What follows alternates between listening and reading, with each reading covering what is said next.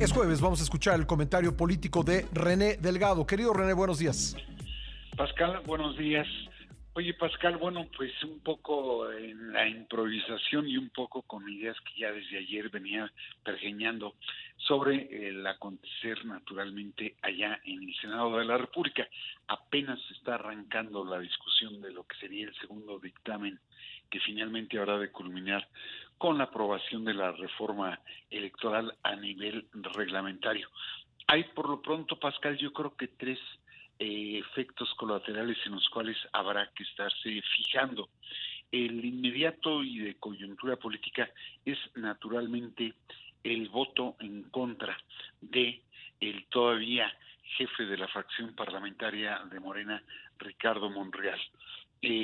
Cumplió con los pronunciamientos que venía haciendo sobre la pues muy probable inconstitucionalidad de algunos de los aspectos de esa reforma y el día de ayer que perfiló pues hacia al anochecer el sentido de su voto, pues dejen claro que ahí se ha acabado ya de algún modo un tipo de relación política que tenía, y la gran interrogante es ¿qué sigue?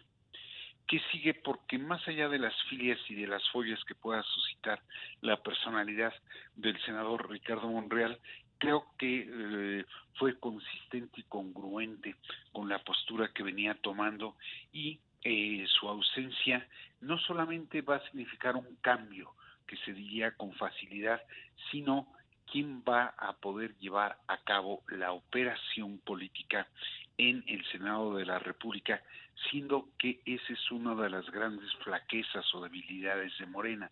No cuenta con operadores políticos de talla, tanto así, bueno, que hemos visto cómo falló el jefe de los diputados de Morena en la Cámara de Diputados, cómo no fue muy pulcra la intervención del secretario de Gobernación en los asuntos legislativos del Congreso, y bueno, sí, probablemente se vaya, quizás lo depongan de la posición que ocupa, pero ¿quién va a entrar a hacer ese tipo de operación que es clave todavía en los proyectos de la Cuarta Transformación en su carácter legislativo? Esa es un primer efecto colateral. El segundo, Pascal, ¿cómo va a afectar la sucesión en la Suprema Corte de Justicia, la votación de ayer? ¿Por qué? Porque es evidente que aunque concluya a troche y moche la aprobación legislativa de la reforma electoral, es evidente que vendrán las acciones de inconstitucionalidad que deberán de ver los ministros de la Suprema Corte.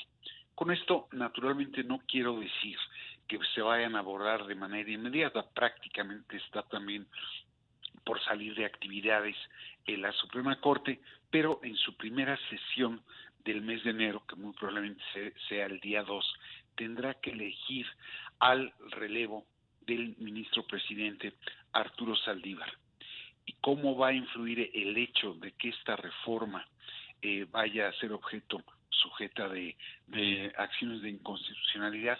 Puede influir en cómo se decante el cargo de presidente allá en ese otro poder como lo es el Poder Judicial. Salen desgastados de esta aventura legislativa los tres poderes, el Ejecutivo, el Legislativo y a ver ahora cómo le va al Judicial, que por lo demás ya tiene otras reformas sujetas o a controversias o acciones de inconstitucionalidad, y creo que los ministros deberían de prestar atención en lo que está sucediendo en ese otro poder como lo es el legislativo.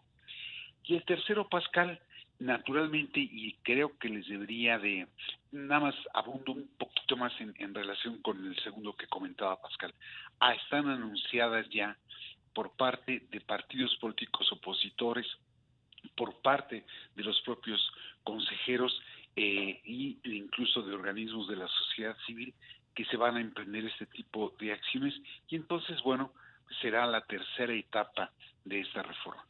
Y el tercer efecto, Pascal, va a recaer sobre aquellos nominados como posibles sucesores por parte del presidente de la República.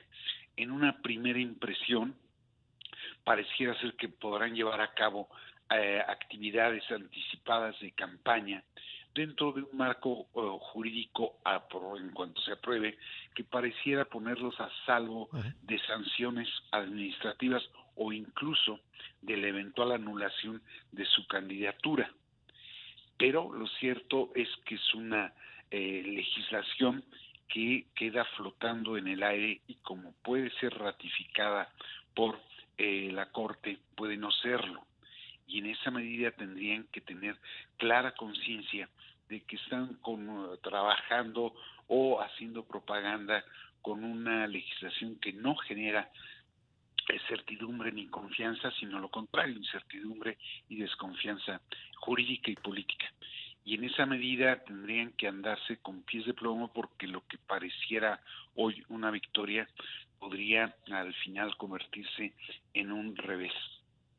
Curiosamente, en esto Pascal llama poderosamente la atención que quien de algún modo ha logrado ganar la narrativa de una postura distinta a los nominados es justamente la de Ricardo Monreal, que en vez de estar afiliándose o tratando de adular la postura del presidente de la República, ha marcado diferencias con él, cosa que no pueden hacer ni Marcelo Ebrard, ni Claudia Sheinbaum, claro, ni el propio Adán Augusto.